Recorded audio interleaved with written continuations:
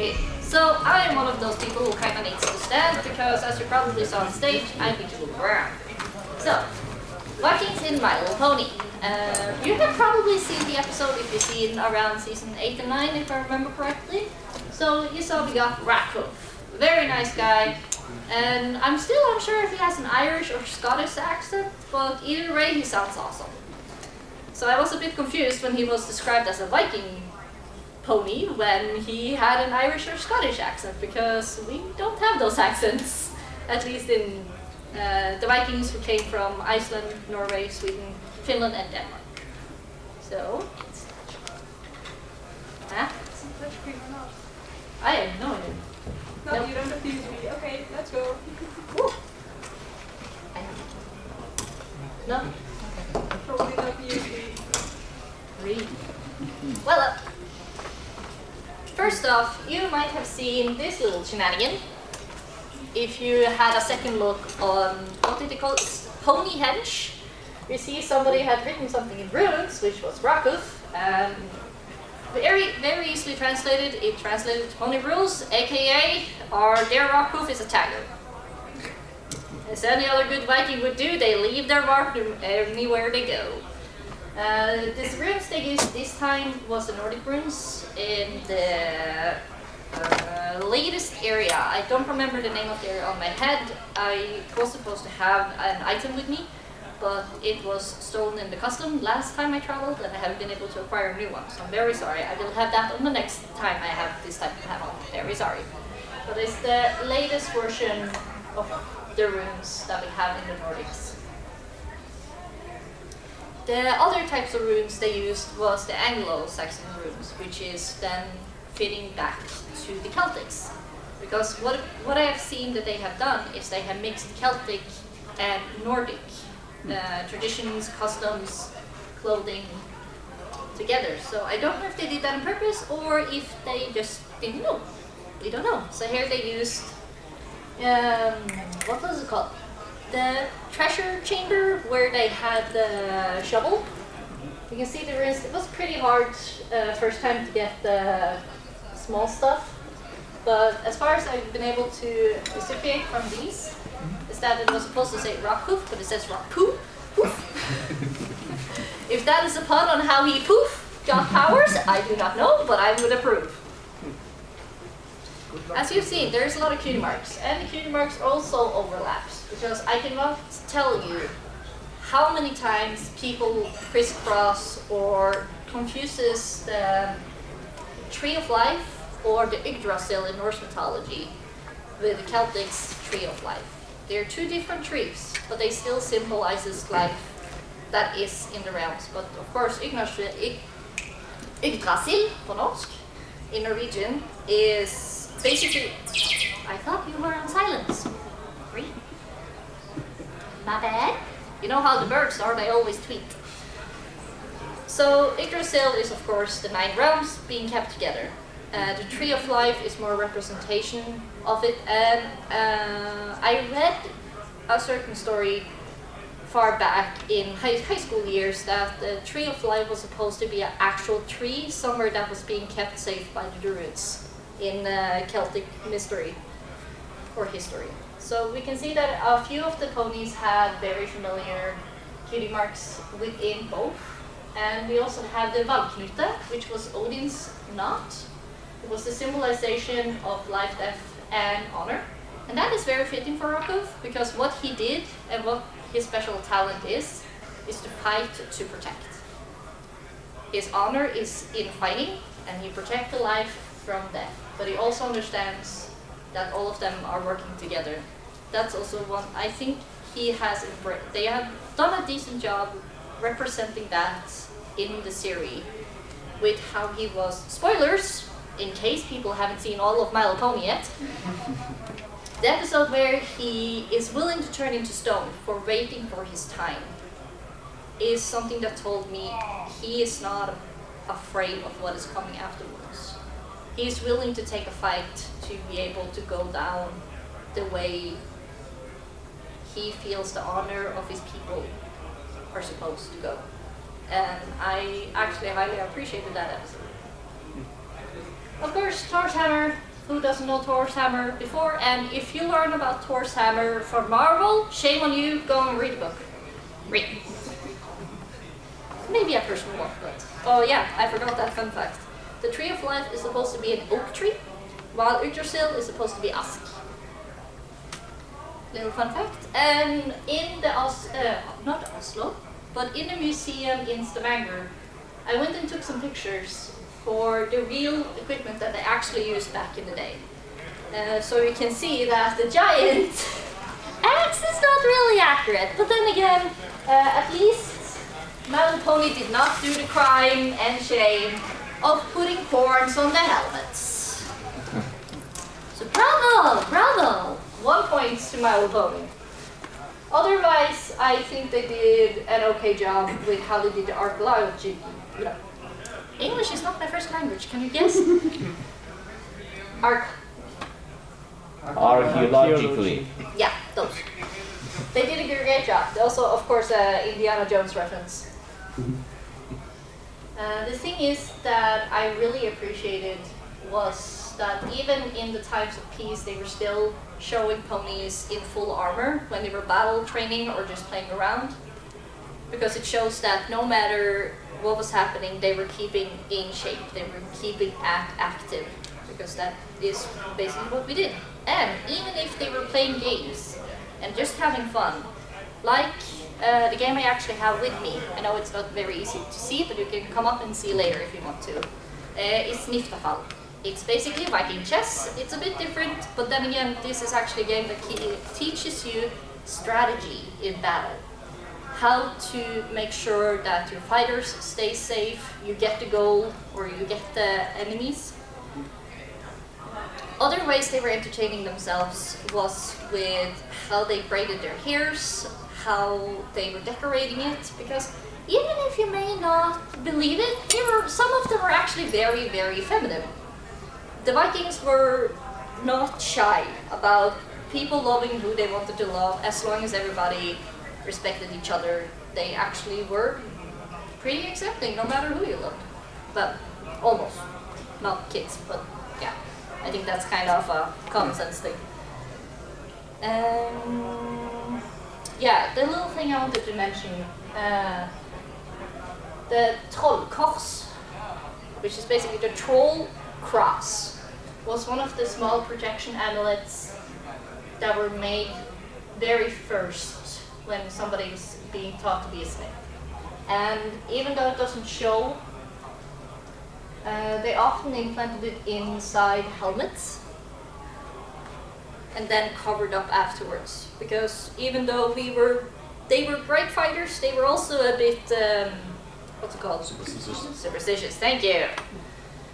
So, the thing also about Vikings, we see that yes, they are making fun of him here because he's small, he's weak, he's basically useless in battle. But they still gave him a job. They showed people that no matter what you are, what you do, you have a purpose, you still have a way to contribute to your community. It can be watching chickens. Actually, these are chickens that the Vikings brought to Iceland and still kept today. Ironically, they are called Iceland Viking chickens. Yes, they are staying home at me and they are safe, no worries. So they can, in Yule, or in Christmas, as most people say, people would use leftover hay and corn to make Thor's goats, to make just not as an offering, but also as a safekeeping for the home. Kind of like how some people have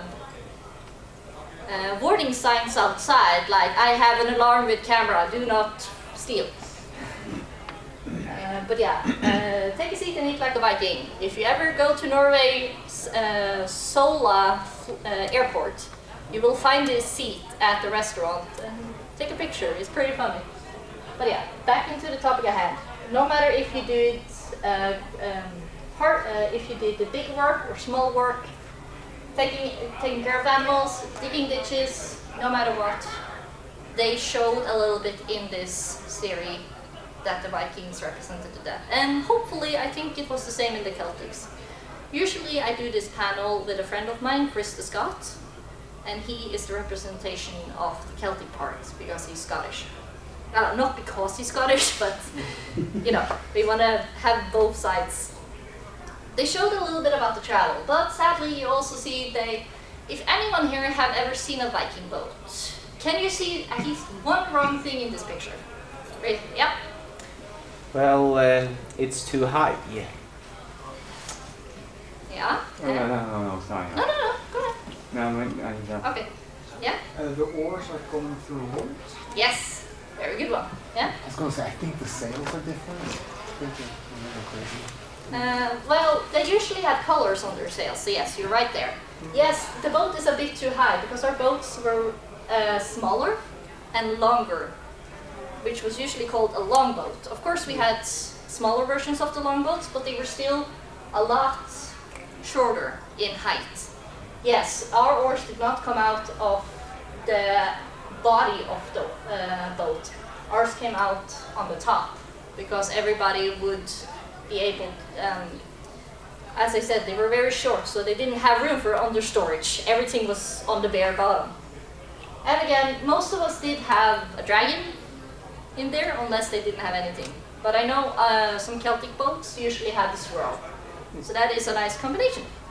You can also see the boat in Oslo that you're able to visit if you ever go.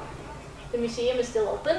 We used what's called a sunstone to measure where we were going and how late it was. As Rockcliffe also mentioned, we used the stars, and I think the Celtics did the same.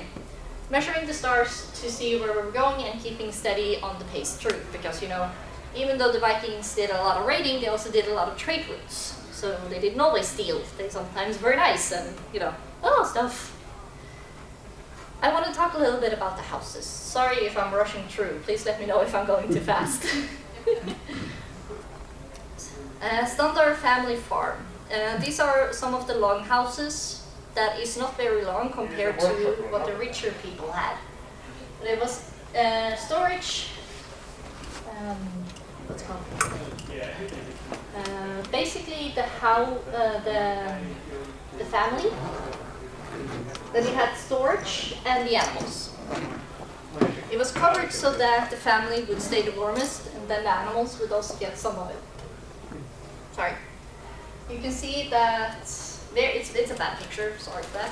You see most of it is rocks, and then we have what's called a tak, which is basically you put some dirt and grass, and then it grows. That's your roof. Here you can also see on the red line that splits them. These are Celtic houses that is still standing to the day.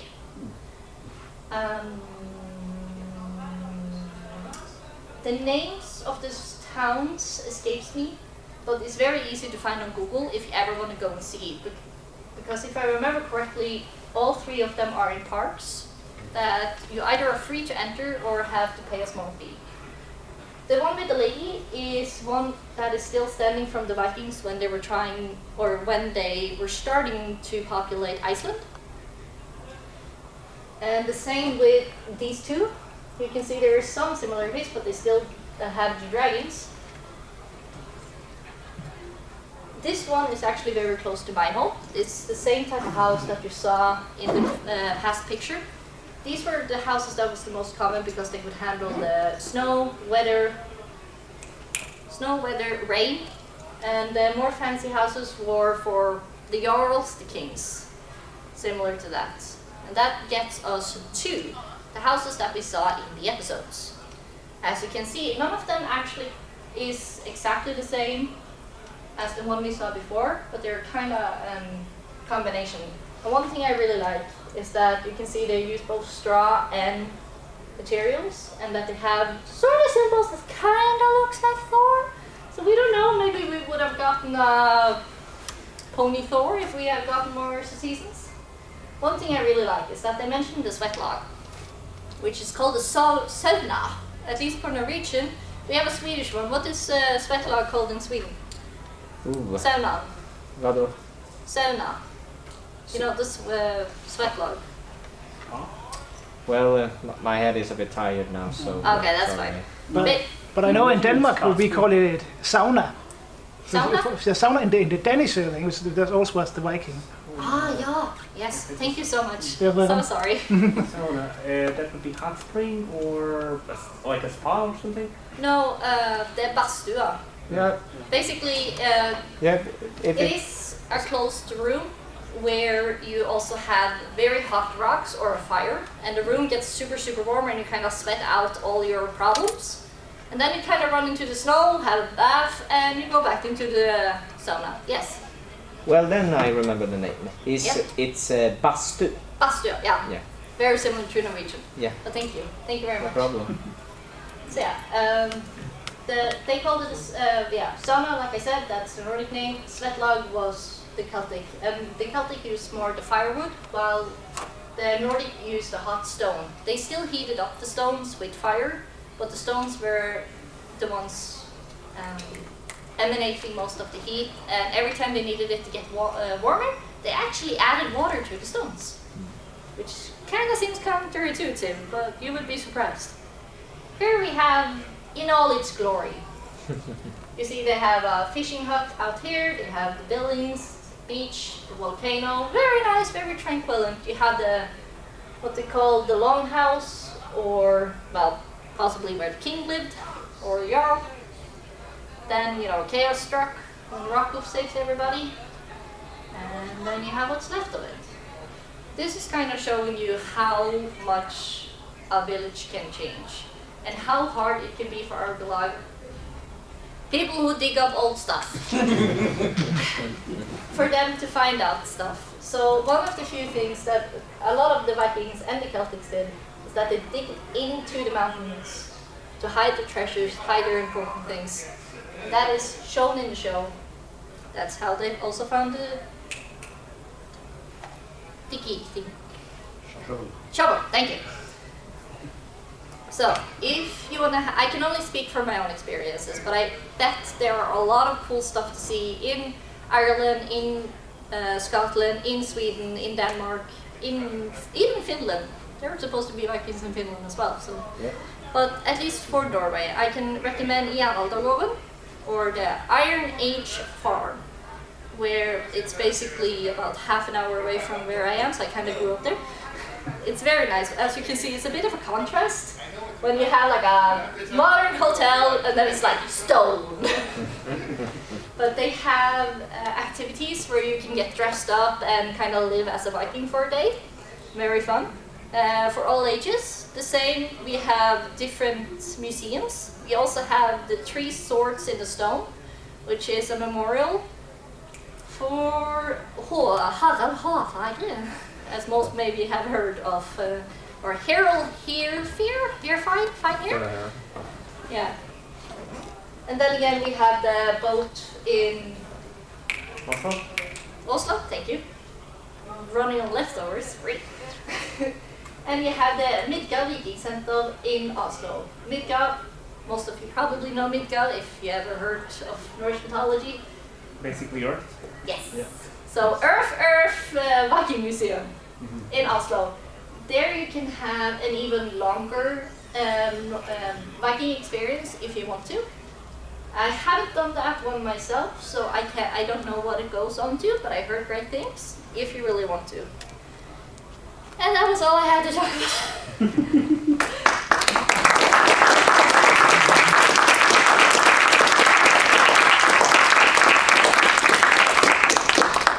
That is most. So if anyone have any questions, this is the time. I will do my best. If not, then people are free to go if they want to go. Well, do we have some Scandinavians here today? Yes, we do. Raise a hand. Let me see all of you. Raise a question instead. Yeah, that's fine. So we have at least Denmark, Sweden, Norwegians. Norge. Norge? Yeah, no.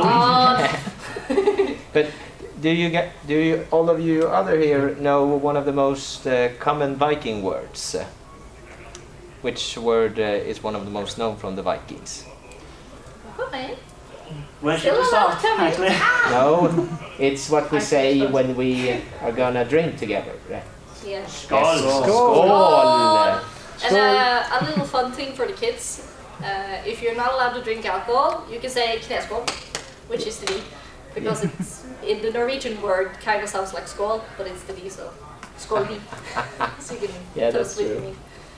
It's not as fun if you don't speak Norwegian, but yeah. So skål is a very easy. Also, if you have seen the TV series Vikings, they also yell that every time they cheer. Or they tried to yell it. Yeah, they tried. They did. Some of them did good, some of them did not so good, but at least they tried, and we appreciate that. So yeah, if anyone want to come and have a look at the Viking chess game, they can do that. Niftafalla, it's very fun, and I think it's possible to buy it online if you really want to. But there also is a version of it on Steam. I don't remember the price, but it was pretty decent price or cheap. It's a while since I bought it, so I don't know what the price is now. Oh, it's a two-player game? Yeah. It is, you're either the defender or the attackers, and you win by capturing the king, or capturing all of the attackers. Or if the king managed to come to one of the four corners. Basically, he escapes. Yes. Cowards. That would be cowardly. That is kind of the purpose of the game, because the defenders are defending the king to come and fight another day, and the attackers, well, they want to take the king. So this is again a strategy game to help Vikings, young Vikings, learn how to think critically in a fight. And what are the rules? Like how? I have it's a bit much to explain on the go, but I think there's an English version here.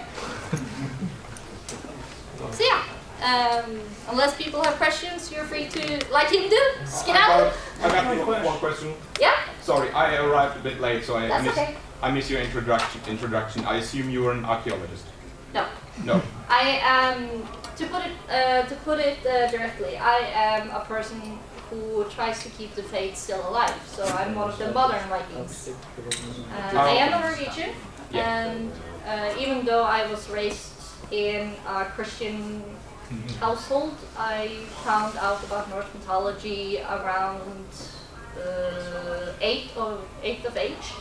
I started learning about that and been trying to keep that faith at least alive in my heart and for people who want to learn about it. Right. So I probably know the word, but I'm not going to attempt to pronounce it. That's fine. Anyways, to you especially, but I'm quite sure to other Scandinavians here, but especially considering historical stuff, what's the most annoying thing that popular culture gets wrong? horns on the helmets. We need to stop with that. Not even for Norwegians only, just like everyone who Yeah. loves Yes. Yes. culture. Chris, Yeah. if you go back to the pictures with the helmets that they have on the ponies, Yeah, you can see that they had the feathers. yeah, I just want to add one thing. Yeah. For everybody, like, sure, horns is a no-go. Those helmets actually represent more the Valkyries in Norse stories. Yeah, that's something I But forgot to because of the mention. That was wings. good you said. There were some helmets that had the feathers as a symbol to the Valkyries. Yes. They were mostly ceremonial. Ceremonial? Ceremonial. Ceremonial. You have it in your That can also be said because I think it was Denmark, they actually found a few helmets that had very long horns, but again that was ceremonial, that was not for fighting because it was also covered in gold. So I highly doubt that was for fighting. Horns on helmets are also very impractical, but I mean, you can just... Grab that and wee! Wait, with that on your skull, let's say. Exploded. So yeah, I don't know why. I guess some people think it looks more intimidating, but also, dude, what's more intimidating? A guy screaming and yelling without armor coming to unalive you, or a guy who just runs towards you with horns? I think the other one is a little bit more intimidating. I think The former is also terrifying. Yeah, also anyone who tries to unalive you, of course, but if somebody comes in with full confidence without armor, I'm more afraid of that guy than the guy who comes with a full plate armor and is just slowly walking towards you. The one with confidence is the one I think knows how to do it. And Yes. also, since one who was asking about some things that's like misunderstood about Vikings, when people mostly think about Vikings, it's bloodthirsty warriors sailing to other countries, raiding, and all that. Well, actually, extremely good farmers, extremely good craftsmen. Like the longboats are familiar in long histories with like the UK before it became UK or whatever, because those boats ride the waves in such a good way where it didn't capsize because of the width and the shallow bottom. Also, the wood of it was very bendy, so Exactly. it didn't break And- if it hit strong wind or And if strong anybody waves. actually also wonder why the Viking ships were that shallow, is actually because a lot of the villages were up rivers. So if they were chased by another boat, say, just a silly comparison, say a Viking ship versus a Roman ship. The Viking ship goes up a stream up a river, the Roman ship is going to get stuck Yeah. because it goes so deep in the water. And sorry to cut you off. If you have seen an anime, I think it's called Vinland Saga. Vinland Saga. There you go. If you see Vinland Saga, a thing they actually did in real life was carrying their boats or rolling them on logs to Yeah. get to where they needed to go, because you really can't stop a Viking. We are very, very stubborn. Exactly. Unless that boat was the Skibbermeer, right? Yeah, or way too many rats. And speaking of mythology, I was actually wanting to reference this particular Yeah. slide. I'm noticing the two ravens. Yeah, I put them in there because I forgot. That's good you pointed out, because I forgot to. ADHD, I love it. Yes. So, one thing they did is that they very often brought ravens with them, because many people would be like, why are you bringing birds? Like, are you going to eat them? No, they're skinny, scrawly, you won't get any meat out of them. No. They used them very often if they got lost or if they were unsure of where to go, which basically is the same. But then they would release normally about 2 to 5 ravens and see which one came back. If they came back with something that came from the land, usually it was a branch or maybe even a half-eaten carcass, then you know, okay, follow that bird, we know where to go. And if the bird never came back, well, you're in trouble. Don't go that way, basically. Yeah. Yes. Yeah, I was just referencing because, yeah, two ravens, I was thinking of Odin's ravens, whose names I do not want to Yeah. butcher, firstly. Hugin and Munin, but yeah. Sadly, I've not seen any clues except for the Odin's nod. I've not seen any hint to Odin, but the reason the ravens were there was because of the wayfinding thing, so thank you. Oh, I need to practice more. Sorry. You're doing great. Thank you. It's Yeah. another applause. Okay, so Ah, No, fine, sorry.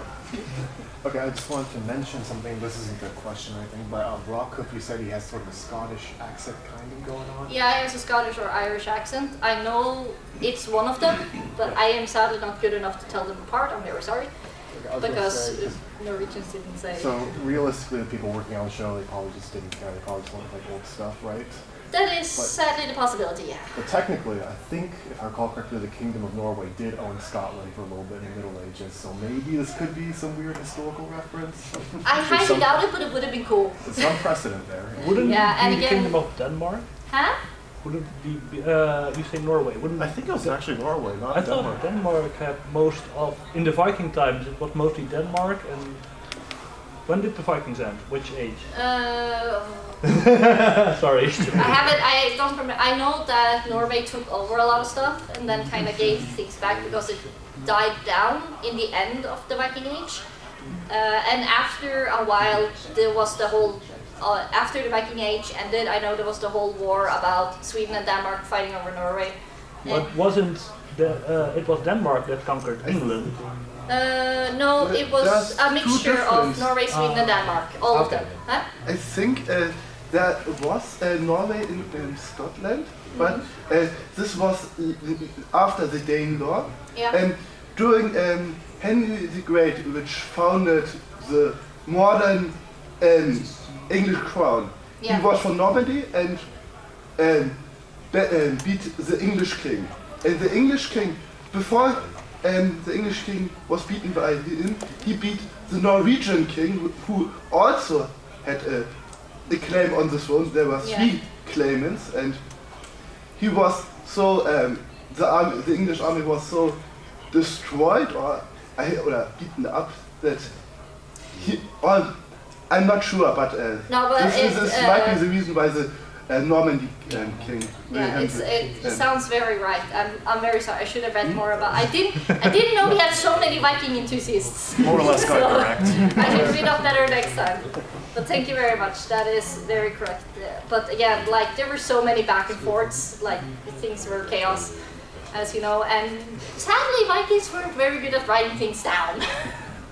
So yeah, that brings me to another question. Yeah? You say you're looking into your the old culture, but most of that have been written by Christians. How do you differ? that is kind of the hard part. Okay. But again, we also have the Snorre Saga, which was written by a Viking. Okay. So we But have a was lot it of him before or to after cross. the Christians taken over? Well, quote unquote. Because I I know a lot have- of them changed a lot of history. Yeah, also of course it changed. You know the winners always write Yeah. everything to their favor. But as far as, don't quote me on it, but I am pretty sure it was before the Christians took fully over. I think it was in the start when they started to like poke. Yeah. To put it mildly. Yeah. You kind of know how it goes. A lot of Vikings actually kept one foot on each side, just either because they felt like it or they saw like, ooh, if I do that, I get gold or I get that stuff. Nice. Because they like I stuff. like it. So it wasn't necessarily because of the fates, it was sometimes just because yoink. So yeah. As far as I know, this panel was supposed to go a lot longer, but I only asked for half an hour. So, yeah. I also have a question. Yeah. I was wondering what kind of crops they would use for food mostly. Oh, didn't I include that photo? Maybe I missed it. Sorry. No, we ate a lot of wheat, but we also ate a lot of potatoes. We ate a lot of other root vegetables that were very nicely grown, very easily grown. I have actually not included that. What the? Potatoes? I had my own panel about the Are you sure agriculture. it's potatoes? I mean, Yeah, also, this is why we say, if at least when you come to Norway, anywhere you go in Norway, you can find two things. A wool sock and potatoes. But- And we also have the saying, oh, you're such a potato. That is actually a compliment. Because a potato is something you can use for so many variety of things. Like, most people just think, oh, French fries. No, you can eat them as they are, you can crisp the skin, you can mashed potatoes, one of my personal favorites. One more, yeah? I'm asking because of the potato, since it's North American vegetable. The thing is, there are different type of potatoes that came from different parts of the world. So, of course, where is the biggest potato from again? Is that the Native American one we know nowadays? Because the Norwegian earth, or at least the Norwegian one, I'm very sorry, it's mostly based on Norway since that's where I'm from and that's where I take most of the information. I will try my best to expand it. At least the Norse earth was very, what shall we call it, clay and sour. So of course it was a bit hard to grow stuff. That's why they really liked Scotland and Ireland, because you guys had such a soft, nice earth. And it grew basically things faster, so nice. Also it was warmer. You had a question? I saw this the same as the other person, that potatoes came from the Americas and were introduced in the 18th century. No, the Vikings had them before, but it wasn't. I think it was another type of potato, because we also had different other root vegetables. Like I knew we grew a lot of what's it called in English? Neba, Turnips. Turnips? Yeah, turnips. But they were purple. So Did they have beer? Very important. no, we didn't have beer. We had meat and wine. That was our stuff. And meat, at least the high quality stuff, stuff was usually kept for ceremonies or the kings and jarls. But you know, if you're able to find yourself some sweet, sweet honey, you might get the good stuff. Yeah. Okay, this came to my mind so fast. If you're all into this Viking stuff, what do you think of Jackson Crawford? If you know his name. Who is Jackson Crawford? Okay, never mind. Because when you look up like anything online, his name comes up when it comes to Viking stuff. So. Is he the one singing? No. No. Is he American? Not cowboy. No. Yeah, well, then he's not a Viking. He's not diversity. Also, some people say that cowboys are land Vikings. Just playing around in the sand. Yep. And then again, a lot of America was colonized by people from Norway, Sweden, English, and Denmark. So we're not fully, what shall I say? The countries are kind of splitted into two. So we have the ones who stayed home or got back home, and the one who kind of stayed in America and made a family.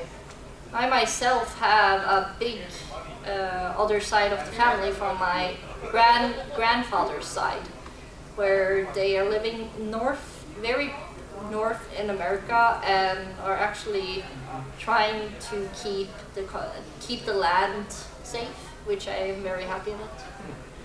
So, anything else? Heard regarding Viking faith and things like that. The one thing that was often mentioned in Christian interpretation, but never really elaborated on in the original text, a particular deity, Loki. Is that part? Okay, yeah. I knew he would come up. What about him? Yeah, I was just wondering your opinion on that particular bit.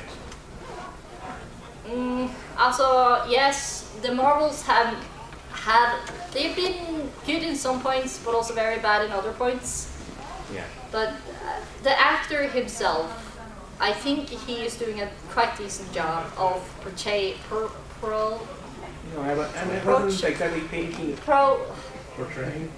Thank you, portraying Loki. But again, Loki is supposed to have almost red-brownish hair, if I remember correctly. Yeah, and I wasn't black. asking about. But again, that's minor things. Yeah, again, he's mostly getting the personality down, and Yeah. Loki is the kind of god you usually don't touch because it's a two-edged sword. Yeah. So, also I get he's popular because the guy was funny, but Yeah. it's not somebody you work with, to put it like that. Well, Odin works with him generally. But that's Odin. Yeah, that's Odin. Also, if you call upon Odin, you're kind of desperate. So that's why Thor has been so popular in the Fates themselves, because he actually likes. No, I was actually more wondering, from what I've understood, Loki was never really, mostly found in Christian interpretation of Nordic beliefs. It wasn't actually found in original stuff, and most of the stories about him are sparse. Yeah, because who likes one who makes trouble for everybody else? I do. That's your opinion. Wasn't Odin also a prankster? I wouldn't call him a prankster, I would call him like, ooh, what does this do? So, also again, his name means crazy, or madness. So, you really want to pray to a guy named Madness? It's like, then you're asking to get trouble. Also, it's your choice, I'm just saying common sense, but maybe not. Common sense is not so common. Yeah, that's true. So yeah. But then again, if you are desperate, then you're desperate. You know, Odin likes to see how things go. Like, there was this story where he puts a king of Denmark and a king of a certain place in Norway, where it's like, oh, I'm on your side, go fight Denmark, and on the other side it's like, oh, you're my champion, go and fight Norway. And then both of them come to the Conclusion? Battlefield? battlefield, thank you. To the battlefield, and both of them proclaiming, I am a champion of Odin, blah blah blah blah blah blah, and both of them saying there, and they're like, what the heck? And then they fight, and Odin is like, okay, who dies first? Everyone take bets. Yeah. Also, didn't take bets. It was literally just him like, 2 ants. What's happening? If I remember what I've learned about Norse mythology, a lot of us, Odin caused a lot of things he was actually trying to avoid, right? That depends on where you read it, because yes, there were some things he didn't want to happen, but they happened, and then he handled it the best he could, of course. But most stories, he creating his own trouble. Yeah. For example, the binding of Fenrir. Yeah. Sure, that's one of the children of Loki. Yeah, the wolf that was destined to devour Odin at Ragnarok, I believe. Yeah, he had to ask for a lot of help to get that, and if it hadn't been for Tyr, he would have been eaten before Ragnarok. Yeah. So basically, Fenrir was a monster before he was found, right? Fenrir was not considered a monster before that. Of course, he had the prophecy, but before that, he was just considered one of the horrible children of Loki. Yeah. So he could have been a good puppy, but apparently fate said other designs. Yeah. By trying to prevent his own fate, he damned another. Yes. Yeah. And kind of created his own demise. As is per usual in most religion, there's always a story about, oh, I must avoid this, and that's how you actually end up having it.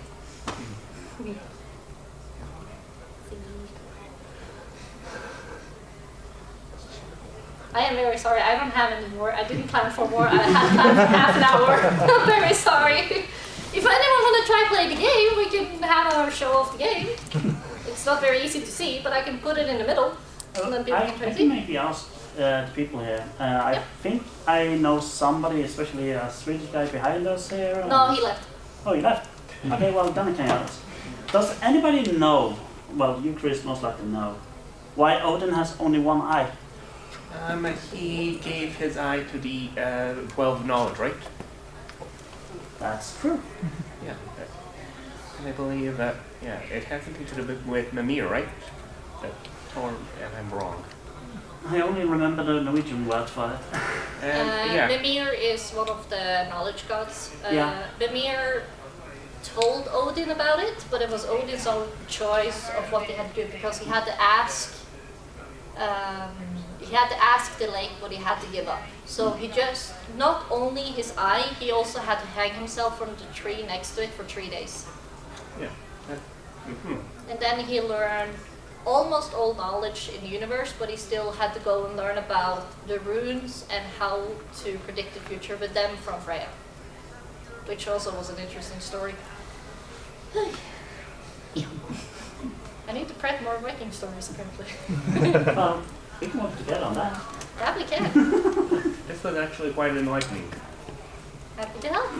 A big applause for Flitterkriz.